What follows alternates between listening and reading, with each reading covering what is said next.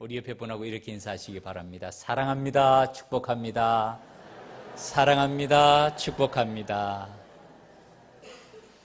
지난 한 주간 동안 특세를 잘 마쳤습니다. 월요일부터 토요일 날까지 주기도문에 대해서 공부를 했어요. 한 주간이 금방 지나갔습니다. 어떻게 하나님이 더 가까이 계신 것 같습니까? 아니면 더 멀어진 것 같습니까? 어느 쪽입니까? 따라하시기 바랍니다. 하나님은 가까이 계십니다. 매우 가까이 계십니다. 그 하나님의 음성을 듣는 주의 백성들이 되기를 바랍니다. 그 하나님과 동행하는 복된 삶을 살아가는 주의 백성들이 되기를 바랍니다. 스바냐 2장 12절 말씀에 이런 말씀이 있습니다. 한번 보여주시죠. 그때에 내가 예루살렘에서, 여기서 내가 누구냐면 그 앞에 나 여호와가 말하노라. 나 여호와가 말하노라. 하나님의 말씀입니다. 그때에 내가 여호와께서 말씀하십니다. 예루살렘에서 찌꺼기같이 가라앉아서, 이 표현이 찌꺼기같이 가라앉았다고요. 밑바닥에 있다는 것이죠. 숨어 있다는 것입니다. 잘 안 보인다는 뜻도 돼요. 예루살렘에서, 하나님의 백성들인 도성에서 찌꺼기같이 가라앉아서 마음속에 스스로 이릅니다. 뭐라고 이르느냐 하면은 여호와께서는 복도 내리지 아니하시며 화도 내리지 아니하시리라.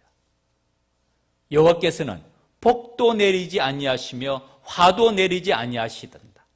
하나님을 어떻게 봅니까? 하나님이 없다고 생각하는 거예요. 누가?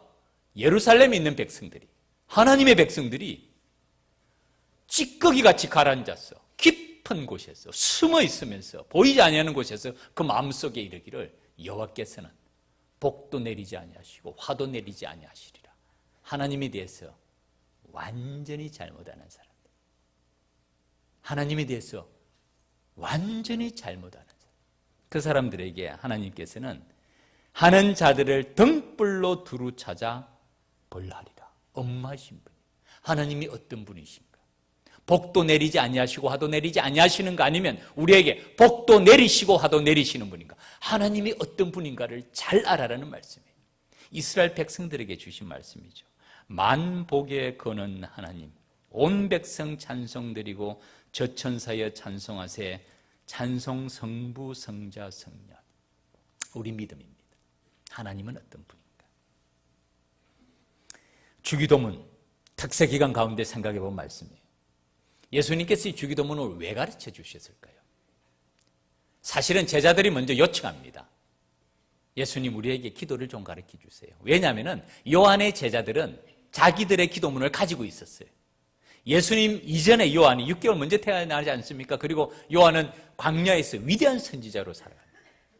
그래서 요한 공동체가 이미 먼저 형성이 됐고 거기에 따르는 많은 제자들이 있었어요. 예수님의 제자 가운데 요한의 제자들도 많이 있었어요.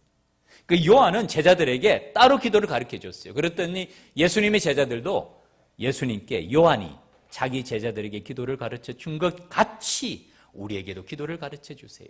왜냐하면 예수님께서 선포하시는 이 하나님의 나라, 새로운 하나님의 복음에 대해서 그 나라를 따르는 백성인 우리는 어떻게 기도해야 됩니까? 라고 질문을 합니다.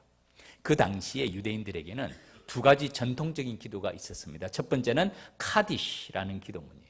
이 카디시라는 기도문은 유대인들이 회당에서 모여서 하나님의 말씀을 낭독하고 강의하고 설교하고 난 다음에 끝에 함께 낭독하는, 함께 읽는 공동의 기도 제목은 기도가 카디시라는 기도였습니다. 그리고 또 하나의 기도가 더 있었습니다. 이 카디시는 공공의 예배 때 드리는 기도였고 개인적으로 드리는 기도가 하나 더 있었는데 그것을 테필라 또는 세모네 에스레라고 부릅니다. 우리나라로 말하면 18항목의 18번의 기도 제목이라는 뜻입니다. 말 그대로 18가지 항목이 다 기록이 되어 있습니다.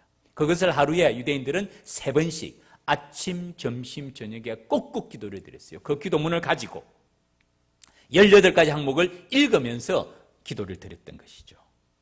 이런 상황에서 제자들은 예수님께서 말씀하시는 그 하나님의 나라의 복음을 듣고 이제는 하나님을 아빠, 아버지라고 부르는 하나님의 새 언약의 백성들이 우리라면 우리는 어떻게 하나님께 기도를 드려야 됩니까? 우리에게 기도를 가르쳐 주십시오 라고 요청한 것이 주기도문이고 그 요청을 받고 주님께서는 그러면 너희는 이렇게 기도하라 라고 가르쳐 주신 말씀이 주기도문입니다.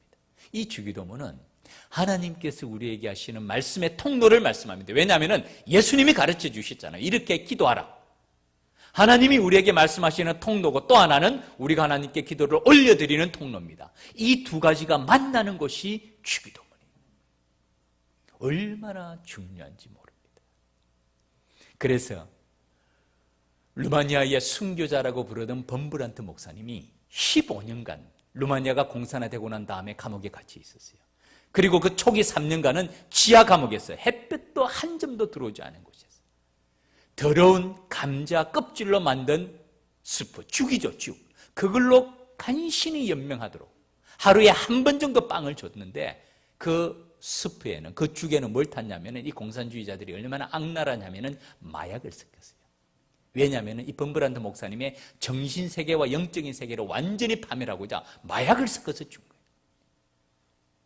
범브란트 목사님은 신학자입니다. 목사입니다. 그리고 뛰어난 언어학자예요. 10개 이상의 언어를 정통한 분이었는데 이 마약이 든 이 죽을 안 먹을 수가 없는 거예요. 계속 먹으면서 나타나는 증상이 기억상실증이에요. 모든 기억이 다 사라져요. 그러면서 그분이 하나님께 기도하는데 이 주기도문이 생각이 나지 않는다. 그래서 기도할 때, 주님, 우리 주님이 주기도문을 가르쳐 주시기 위해서 이 땅에 오셨는데 제가 기억이 안 납니다. 그러나 제 마음 주님이 아시죠. 제 마음 주님이 아시죠. 그리고 한 1, 2년 지나고 난 다음에 마약이 끊겨지면서 기억력이 다시금 소생하면서 이 주기도문이 생각나면서 이 감옥에 있는 동안에 연필 한 자로 책 한 권 없이 이 주기도문을 암송하면서 그 감옥의 생활을 이겨내고 승리할 수 있었다는 그런 간증들이 있습니다. 얼마나 주기도문이 중요한지. 그 범브란트 목사님이 이렇게 말합니다. 사탄이 우리 그리스도인들에게 마지막으로 빼앗고자 하는 무기가 주기도문이라는 거예요. 그만큼, 역으로 말씀드리면 그만큼 위력이 있고 능력이 있는 것이 주기도문이라는 거예요. 우리가 주기도문을 암송할 때 예수님이 가르쳐 주신 그 정신을 가슴 깊이 새겨야 되고, 그 예수님의 제자답게, 하나님의 백성답게, 하나님의 자녀답게 살아가야 될 정신이 주기도문에 담겨 있습니다. 한번 PPT 화면 주기도문 구조를 한번 보여주시기 바랍니다. 먼저 지붕입니다. 주님이 가르쳐 주신 기도 주기도문은 대상부터 시작합니다. 하늘에 계신 우리 아버지시여. 누구에게 기도하는가? 주기도문의 구조에서 지붕이에요. 그 다음에 6가지 청원 내용이 나오는데, 3가지는 하나님 자신을 위한 기도, 후반부의 3가지는 우리를 위한 기도가 구성이 되어 있습니다. 2층의 3가지는 이름이 거룩히 여김을 받으시오, 나라가 임하옵시며 하나님의 뜻이 하늘에서처럼 땅에서도 이루어지기를 기도합니다. 하나님 자신을 위한 기도가 3가지가 먼저 나옵니다. 그 다음에 후반부에 나오는 3가지는 우리를 위한 간구인데, 첫 번째는 우리에게 일용할 양식을 주옵시고. 먹고 사는 문제 중요합니다. 주님도 알고 계세요. 제가 새벽 예배 드릴 때 말씀드렸죠. 일용할 양식을 위해서는 우리가 건강도 있어야 돼요. 그렇잖아요. 교육도 받아야 돼요. 그렇지 않습니까? 살 집도 있어야 돼요. 자동차도 있어야 돼요. 옷도 있어야 돼요. 전기도 있어야 되고, 모든 필요를 말합니다. 우리에게 필요한 모든 것을 주님께서는 알고 계십니다. 그리고 자녀들이 하나님 아버지께 그것을 간구하는 것은 당연합니다. 첫 번째, 필요를 간구합니다. 솔직하고도 실제적인 기도라고 말씀드렸죠. 솔직하게 기도해요. 건강이 필요한 분은 하나님 아버지 힘 좀 주세요. 제 건강 좀 회복시켜요. 경제적으로 어려운 분은 솔직하게 하나님 돈 좀 주세요. 돈 좀 주세요. 제가 지금 어렵습니다. 하나님 돈 좀 주세요. 그것이 일용할 양식에 대한 기도입니다. 그 다음에는 용서에 대한 기도. 우리가 우리에게 죄 지은 자를 사하여 준 것 같이 우리 죄를 사하여 주옵시고. 우리 찬양대 주님이 날 사랑하시네. 우리가 자격이 있어서 사랑받을 자격이 있습니까? 무조건적으로 거저 주시는 사랑이라고 말하잖아요. 그런 사랑을 받은 사람이면 이웃에게 사랑을 나눠줘야 돼요. 우리의 허물을 용서하신 주님의 그 십자가의 은혜를 알면 이웃의 허물을 용서해줘요. 그것이 하나님의 은혜를 아는 사람들의 삶의 모습이라는 거예요. 우리가 우리에게 죄 지은 자를 사하여 준 것 같이 우리 죄를 사하여 주옵시고, 그 다음에는 우리를 시험에 들게 하지 마옵시고 유혹에서 도우심, 하나님의 도우심을 간구하라. 그리고 맨 마지막에 구조를 한 번 더 보여주시죠. 벌써 사라졌네요. 예. 맨 마지막에는 기초입니다. 대개 나라와 권세와 영광이 누구에게 있다고요? 아버지께. 어떻게 있다고요? 나라와 권세와 영광이 아버지께 영원히 있다. 이 6개의 청혼을 드리는 그 기초가 되는 마지막 성령입니다. 이 주기도문의 구조는 이제는 괜찮습니다. 안 보여줘도. 이 그대로 놔두세요. 이왕 놔두세요. 이 주기도문의 구조는요, 놀랍게도 구약의 10계명의 구조와 동일하다는 것 아세요? 특세를 들으신 분들은 다 알죠. 이 구조 그대로 한번 보세요. 10계명, 모세가 하나님의 언약의 백성으로 하나님과 대면하여 주님께서 직접 주신 10계명, 1계명에서부터 4계명까지가 누구를 위한 계명입니까? 하나님 자신을 위한. 나 외에는 다른 신을 내게 있게 말지이다. 1계명. 2계명, 내 앞에 우상을 두지 말라. 3계명, 여호와의 이름을 망령되 일컫지 말라. 4계명, 안식일을 기억하여 거룩히 지키라.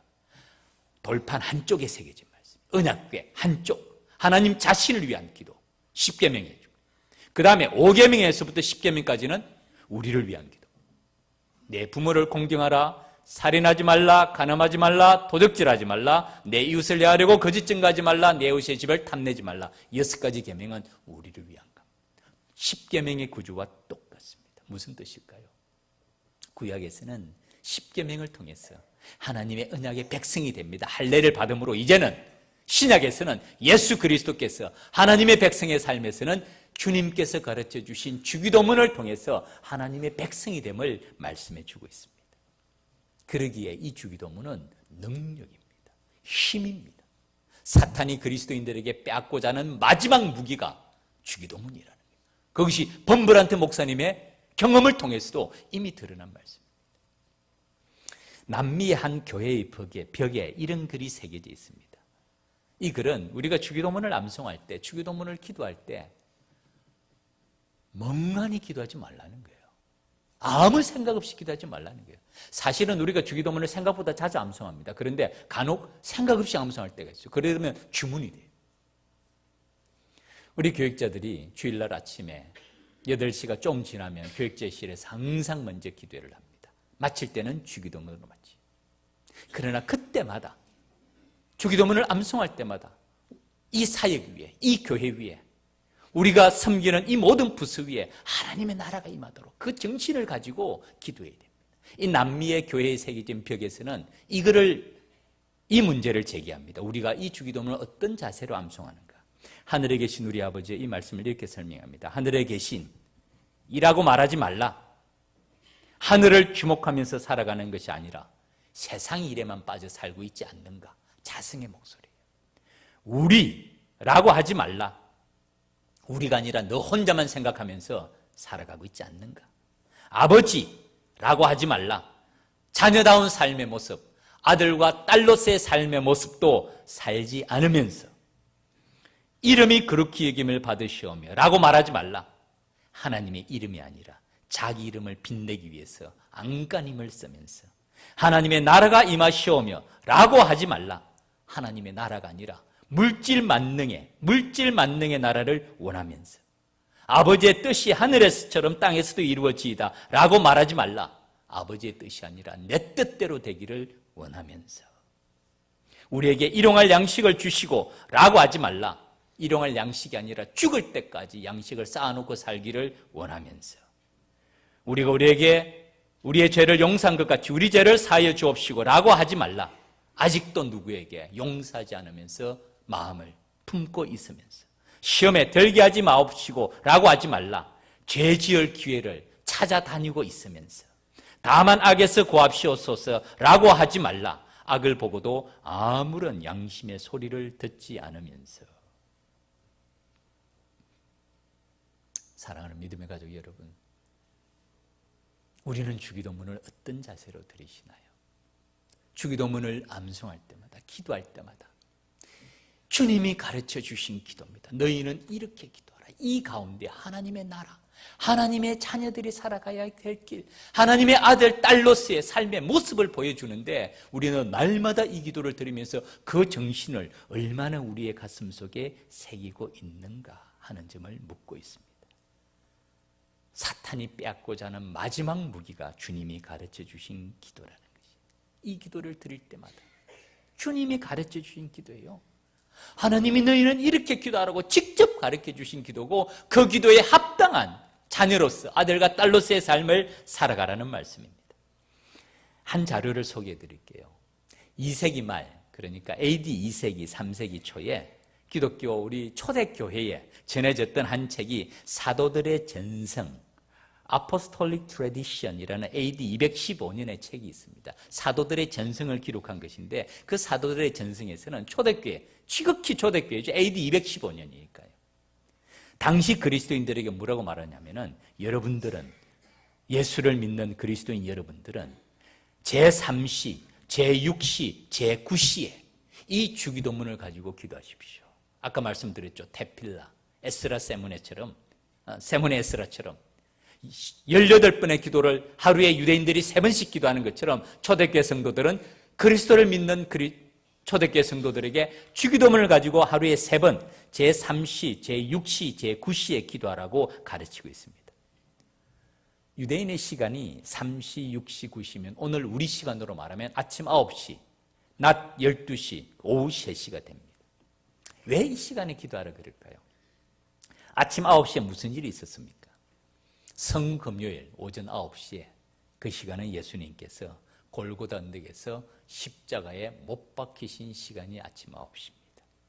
누구를 위해서? 나를 위해서. 십자가에 못 박히신 시간.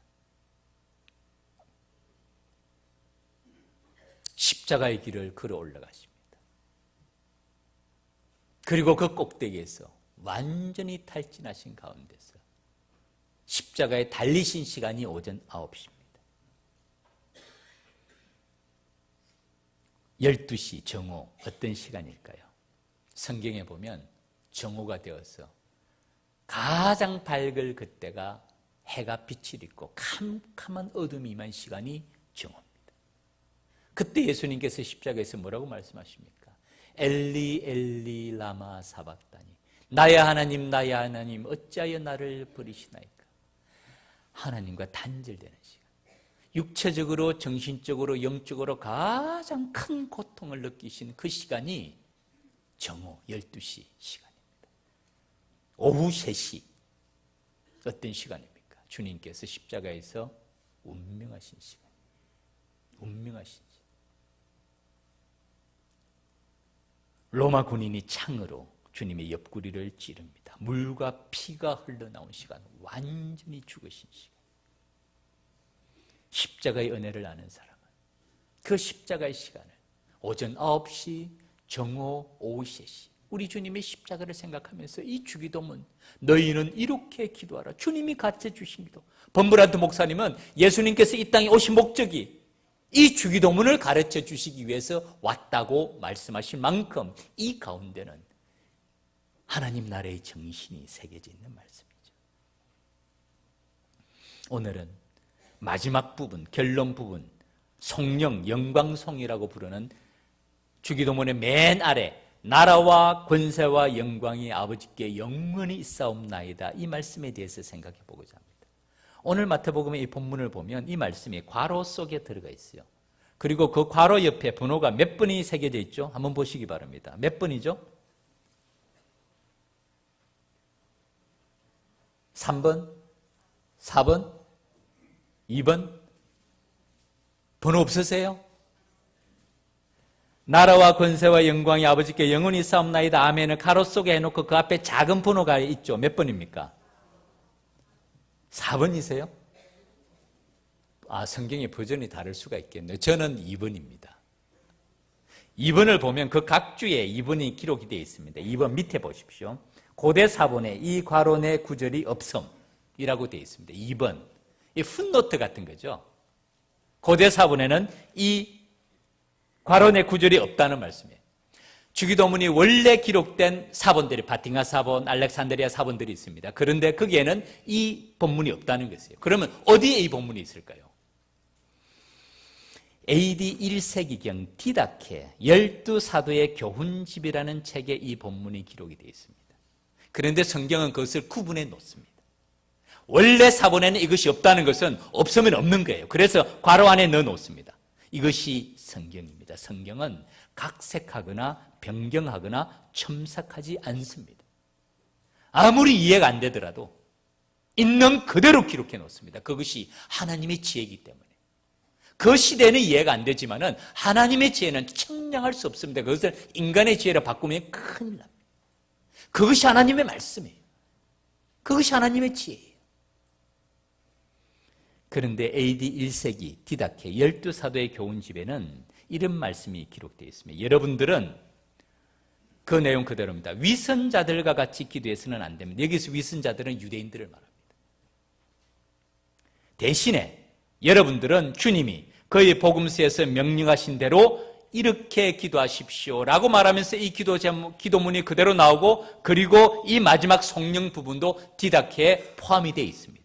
왜냐하면 초대교회 공동체에서는 비록 예수님께서 6가지 청원 말씀하셨다 할지라도 그 가운데 우리의 신앙 고백과 이것이 합당한 하나님께 올려드리는 경배와 찬양임을 구약의 전통을 통해서 그들은 알고 디다케 가운데서 이 말씀을 기록해 놓은 거죠. 오늘날 사실은 교회는 그 전통을 따릅니다. 이 말씀이, 마지막 성령은 주님이 가르쳐 주신 기도를 드리는 합당한 이유가 되기 때문입니다. 그러나 괄호 속에 표시는 해놓는 거예요. 이 성령의 내용을 한번 살펴봅시다. 우리가 주기도문 암송할 때 이 나라와 권세와 영광이 아버지께 영원히 있사옵나이다 아멘이라고 하기 전에 그 앞에 한 글자를 붙입니다. 뭐라고 말하죠? 대개 나라와 권세와 영광이 아버지께 영원히 있사옵나이다. 대개가 무슨 뜻이죠? 제가 한번 물어봤어요. 제 가까이 있는 사람에게. 첫 마디가 몰라 이러더라고요. 대개는 영덕 대개를 말하는 게 아닙니다. 알래스카 킹크랩을 말하는 것도 아닙니다. 이게 한자인데 번역하면서 대개, 클, 대, 개요, 개를 쓰는데 한자 그대로 말하면 일의 대원칙을 논하건대 대개라는 뜻이에요. 이 헬라의 원래의 뜻을, 지금은 이제 원문이 다 나오니 원래의 뜻을 보면 간단합니다. because라는 뜻이, 왜냐하면이라는 뜻이에요. 왜냐하면 나라와 권세와 영광이 그 앞에 일용할 양식을 주시고 우리를 용서해 주시고 우리를 시험에 들게 하지 마시고 하나님의 나라와 하나님의 뜻과 하나님의 이름이 임하기를 원합니다. 왜냐하면은 나라와 권세와 영광 이 모든 것이 아버지께 영원히 속해 있다는 것을 알기 때문입니다 라는 뜻입니다. 나라와 권세와 영광이 누구에게 속해 있다고요?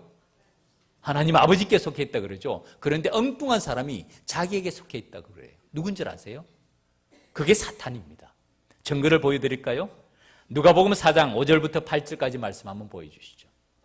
예수님께서 광야에서 시험 받으시는 장면, 두 번째 시험이에요. 첫 번째는 돌로 떡을 만들라는 거 아닙니까? 두 번째 누가복음에서는 이 장면이 나옵니다. 마귀가 또 예수를 이끌고 올라가서 어디로 올라갔을까요? 높은 산, 가장 높은 곳에 순식간에 천하만국을 보입니다. 마귀도 능력이 대단해요. 만만치 않습니다, 여러분. 순식간에 천하만국을 보이며 이릅니다. 이 모든 권위와 그 영광을 누가 누구에게 준다고요? 내가 너에게 주겠다. 왜냐하면 이것은 나에게 넘겨준 것이므로 내가 원하는 자에게 주노라. 이게 참말입니까? 거짓말입니까? 뻥이에요. 완전 뻥이에요. 사기치는 거예요. 사탄이. 그 다음에 하는 말이, 그러므로 네가 만일 내게 절하면, 경배하면, 예배하면 다 네 것이 되리라. 이 보통 사기꾼이 아니에요. 대동강물 팔아먹은 봉이 김선달하고 비교할 수 없는 사기꾼이에요. 예수께서 대답하여 이르시되 기록된 바 주 너의 하나님께 경배하고 나라와 권세와 영광은 하나님 아버지께 속한 거지. 아버지께 경배하고 다만 그를 섬기라 하였느니라. 예수님의 대답이 핵심을 찌르는 말씀 아닙니까? 이것이 네 것이라고 웃기지 말라는 거예요. 너를 경배하라고 웃기지 말라는 거예요. 너에게 넘겨줬다고 웃기지 말라는 거예요. 이것은 하나님 아버지께, 주 너의 하나님께 속한 것이고 그를 경배하고 그를 섬기라는 말씀입니다. 여러분, 파우스트라는 소설을 아시죠? 파우스트. 메피스토펠레스라는 이 악마가 등장합니다. 능력이 보통이 아니에요. 이 파우스트에게 놀라운 능력을 줍니다. 그 대신에 조건이 하나 있죠. 네 영혼을 나에게 팔라. 내가 너를 위대하게 만들어주리라. 이 파우스트 박사가 영혼을 팝니다. 메피스토펠레스에게. 그 결과가 어떻게 되죠? 나라와 권세와 영광을 누리며 삽니까? 비참하고 비참하게 됩니다. 영혼을 판 사람. 소설 속의 이야기일까요? 오늘날도 사탄은 우리를 유혹합니다. 복받기를 원해? 잘 살기를 원해? 교회 가서 기도한다고 되는 거 아니야. 세상을 좀 융통성 있게 살아야지. 그렇게 빡빡하게 살아서 뭐 하려고. 좀 적당하게, 좀 더 어울리면서 좀 사람이 좀 융통성이 있어야지. 주일날 적당할 때는 좀 빠지고, 손님 접대하기 위해서는 다른 날 좀 빠지고, 예배도 좀 그렇게 좀 살아야 네가 출세를 하지. 어떻게 네가 하나님만 경배하면서 세상을 살아가겠다고 하는 거야. 누구의 속삭임일까요? 사탄의 속삭임. 사탄의 속삭임.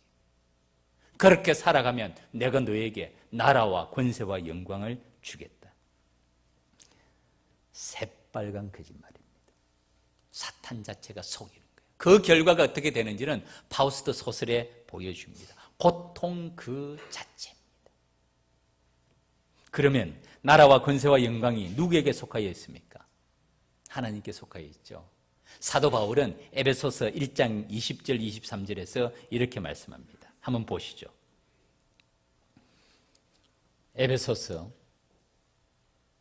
1장 20절 21절 22절 23절 같이 한번 읽읍시다. 시작. 그의 능력이 그리스도 안에서 역사하사 죽은 자들 가운데서 다시 살리시고 하늘에서 자기의 오른편에 앉히사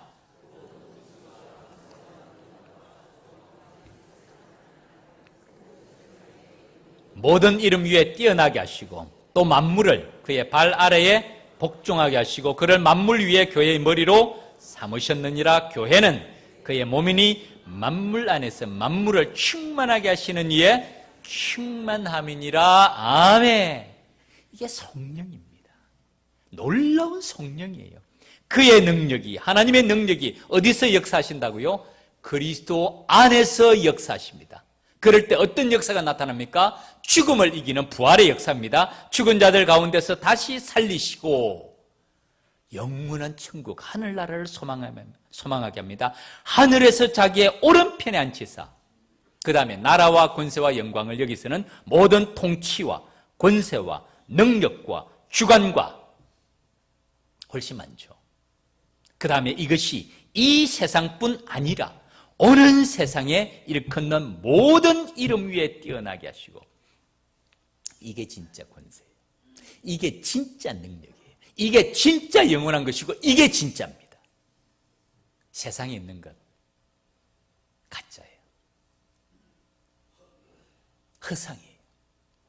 영원하지가 않아요. 가짜요 허상이라고 말하는 것은 사라질 것이라는 거예요. 제가 오늘 나중에 강구할 겁니다.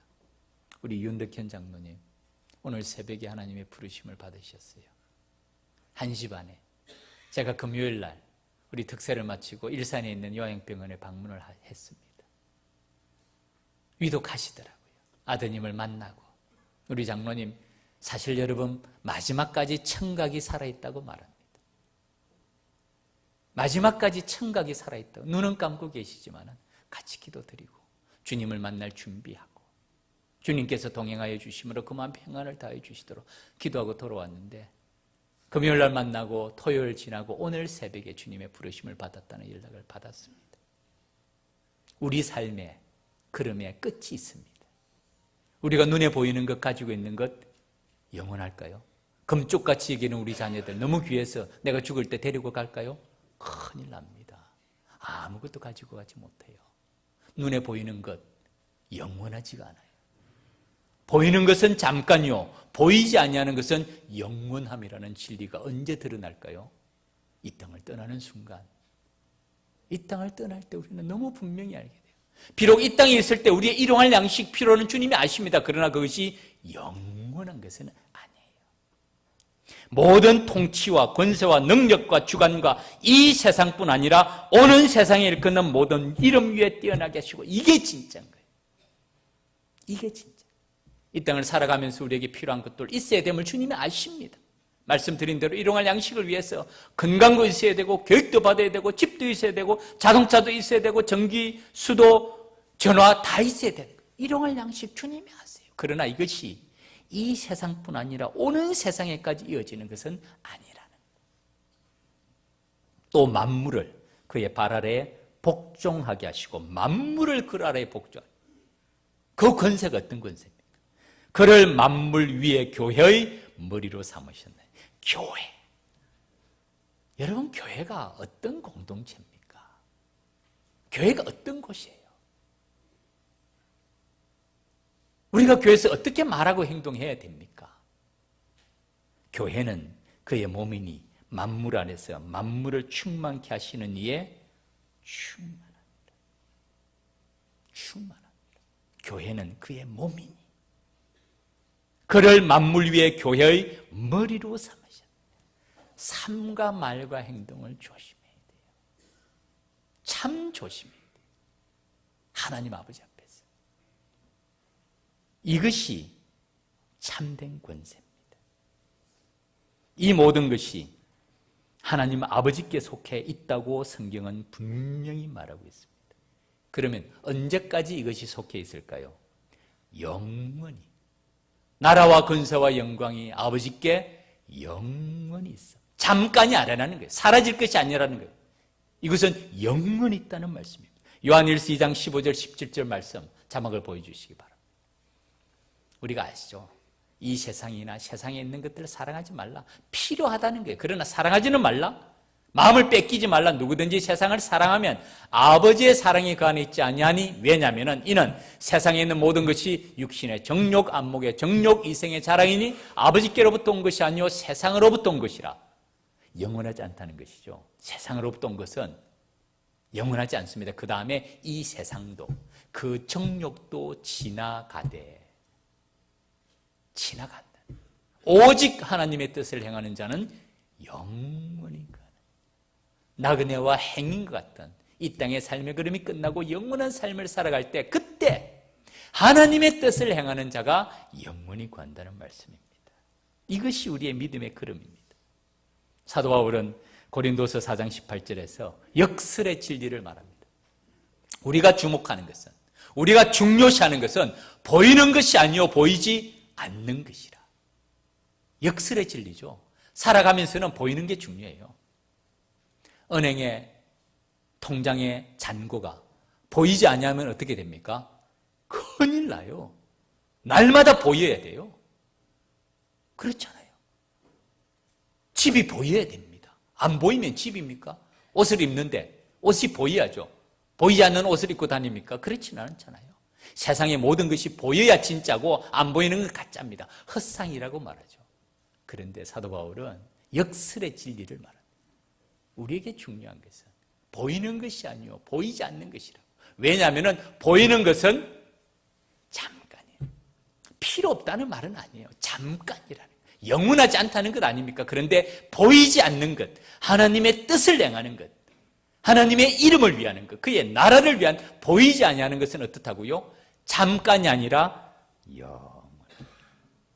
그것이 성령입니다. 나라와 권세와 영광이 누구에게? 아버지에게. 언제까지? 영원. 그것을 알고 하나님의 나라와 우리의 필요를 위해서 간구하는 것이 주기도문입니다. 말씀을 맺겠습니다. 이런 하나님의 권세를 누리면서 살아가는 주의 백성들이 되기를 바랍니다. 2019년 어떤 삶의 걸음을 걸어갈까요? 하나님은 복도 내리지 않고 화도 내리지 않는 분일까요? 그렇지 않잖아요. 하나님께서는 복의 근원이 되십니다. 만복의 근원이 되십니다. 복도 주시고 화도 주십니다. 순종하는 자에게는 축복하시고 불순종하는 자에게는 책망하십니다. 사무엘상 2장 30절 말씀, 제가 새벽 예배 때 소개한 말씀이에요. 엘리 제사장에게 준 말씀이에요. 그 아들 홈리와 비나스가 하나님의 제사를 경멸히 여기고 자기 마음대로 행하는 것을 보고 하나님께서 노하신 거예요. 화를 내리시는 것인데, 어떻게 화를 내리시냐면은, 그러므로 이스라엘 하나님 나 여호와가 말하노라, 엘리 제사장에게 한 말씀입니다. 내가 전에 너의 집과 너의 조상의 집이 내 앞에 영원히 행하리라 하였으나, 마음이 바뀌신 거예요. 이제 나 여호와가 말하노니 결단코 그렇게 하지 아니하리라. 마음이 바뀌신 거예요. 화를 내리신 이유를 말합니다. 나를 존중히 여기는 자를 내가 존중히 여기고 나를 멸시하는 자를 내가 경멸하리라. 엘리 제사장의 두 아들 홈리와 비나스가 하나님을 경멸히 여겼어요. 멸시했어요. 제사를 우습게 여긴 거예요. 오늘날로 말하면 예배를 우습게 여기고 하나님의 집에서 말과 행동을 삼가 조심하지 않은 게 자기 마음대로 한 거예요. 그런데 하나님께서는 그들이 나를 존중히 여기지 아니했다고 말해요. 홈리와 비나스가 내가 언제 하나님을 존중히 여기지 않았습니까? 이렇게 말할게요. 그들은 단지 제사에 대해서, 제사 드리는 예물에 대해서 자기 마음대로 한 것뿐인데, 아니에요. 그것이 하나님을 경멸히 여기고, 나를 존중히 여기는 자를 내가 존중히 여기고 나를 멸시하는 자를 내가 경멸해. 우리 믿음의 가족들 2019년 복된 삶이 되기를 살아가는 길 한 가지입니다. 하나님을 존중히 여기는 주의 백성들이 되기를 바랍니다. 그래서 하나님의 존중히 여김을 받는 우리의 믿음의 걸음이 되기를 주님 이름으로 축원합니다. 기도드리겠습니다.